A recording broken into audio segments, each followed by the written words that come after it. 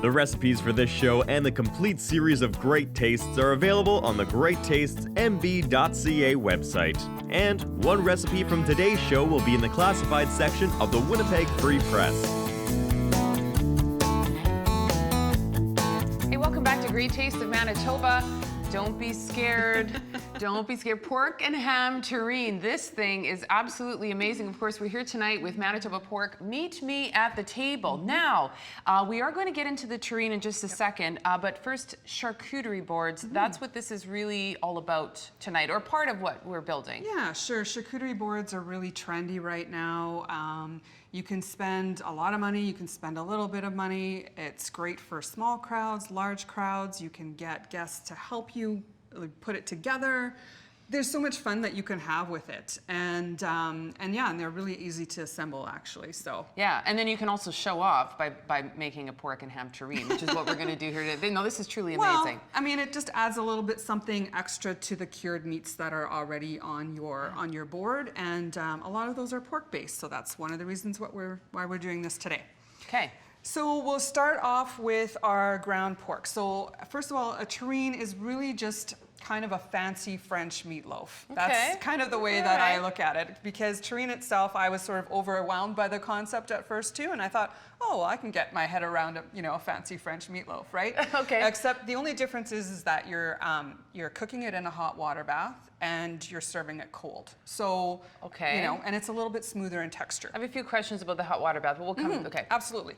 So our ground meat mixture is ground pork, lean ground pork, about 1.5 pounds. We've added some sautéed onion, some garlic. We've also chopped up some strips of bacon in this as well. So 3 kinds of pork in this dish. There's like 14 kinds of pork in this dish. We have some dried thyme, some salt and pepper, ground allspice, and a little bit of nutmeg.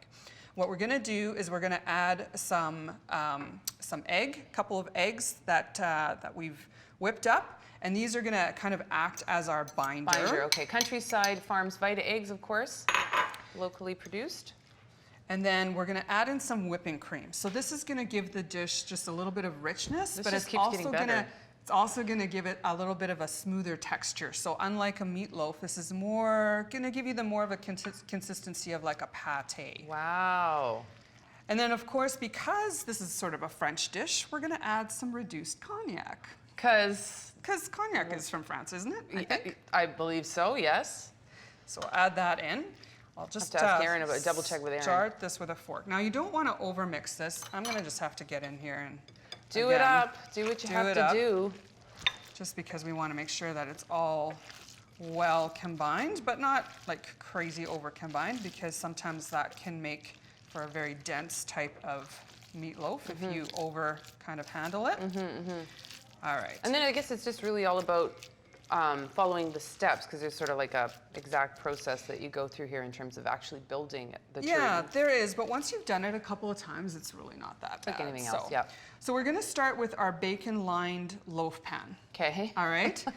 We've got 3 strips going the long way and about 5 or 6 going the other way. Okay. And we're going to put half of our pork mixture into this loaf pan.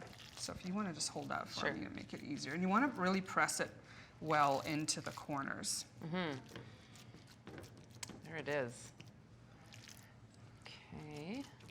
So you're not using all of it, you're just half of it. And I guess that's another feature of a terrine, is that you kind of build it in layers. And what we're going to do is we're going to add a layer of ham into here. Okay. But you can also do stuff like asparagus, you could do pistachios. Oh, wow. All kinds of different things that people have used in the center there. So we'll take our ham, and I've just bought like a ham steak. You can get it at the deli. It's not hard to find. Okay. And just sliced it into some thin strips. Probably not even going to use all of it. You're wanting to put them in this way because then when you slice it, each piece is going to have like these little squares. Oh, I can't wait to cut into this though, because we've got one prepared here to see what it looks like on the inside. It's going to be super cool. Just one more in there. Okay. And we're going to put the rest of this on top. Okay. Now the bath, basically you fill basically a baking pan with water. Like you don't submerge, obviously. Oh gosh, no. You No. just let it rest in hot water, basically, as you're baking it. Get the rest of this in here. Sure. Yeah, what you're gonna do is you're gonna cover this tightly with foil after. Okay. Just to make sure that no water actually gets in there. And then you would put it in a bigger baking dish and then fill that about halfway up with hot water. Hot water. And then you bake it at? At 350 Okay. for about 90 minutes. Hour and a half. About an hour and a half, yeah. And you're gonna Okay. wanna temp this too because this is ground meat that we're working with. And you wanna make sure that it's cooked through. It's cooked, right? yeah. But before that, we wanna put the rest of our yes. bacon over top. I know my hands look really messy, Well- but that's just how it is with this. Maybe while you're doing that, I'm just like, the curiosity's Yeah, totally killing me. I'm absolutely. gonna slice into this a little bit. And it's interesting because the bacon on the top does not look like bacon normally does. Right, because we're not frying it, but I can assure you it is like totally cooked. That is, oh my gosh. And this is like really savory. What you can do is hit it with a little bit of sea salt after. I could not stop eating this when I made it at home. It was just amazing. Not hard to imagine why. Okay, there we go. Fantastic. Not as fancy as Susan would have done, but there you go. You've just made pork and ham terrine. Well, you will. GreatTasteMB.ca. Give it a try. Let us know how it goes for you. When we come back, beverage pairings. We'll ask about cognac and do lots of other fun stuff wait. with Aaron Oblast. Me too. Stay with us here on Great Taste of Manitoba. You're watching Great Tastes of Manitoba, brought to you in part by the Government of Canada and Manitoba Agriculture through the Canadian Agricultural Partnership.